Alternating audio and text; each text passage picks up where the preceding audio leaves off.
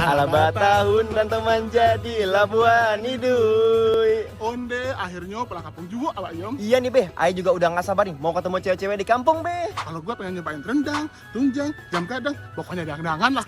Jam kadang dicobain ngadi-ngadi nih orang tua. Ingat umur, jangan semua dimakan, ntar sakit berabe loh. Bener juga Yom, kita kan lagi luar kota ya.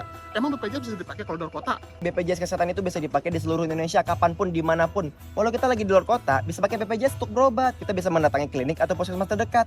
Atau kalau gawat darurat, kita bisa mengunjungi rumah sakit terdekat. Dan gampangnya sekarang berobat cukup pakai KTP aja Be. Gak perlu lagi tuh bawa fotokopi-fotokopian. Rancak bana. Yuk. Iya. Bentar Yom. Apa lagi sih Be? Gua baru inget. Apa? Gua belum update nama gue, masih salah. Hah? Nama gue tertulisnya Siswanti, harusnya Siswanto ya. Terus gimana? Nah sekarang kan kantor cabang pastinya pada tutup dong, kan lagi libur lebaran. Untungnya nih Be, BPJS Kesehatan tuh luar biasa. Selama libur lebaran tanggal 8, 9, 12, tanggal 15 itu mereka buka pelayanan di kantor cabang dari jam 8 sampai jam 12 siang waktu setempat Be.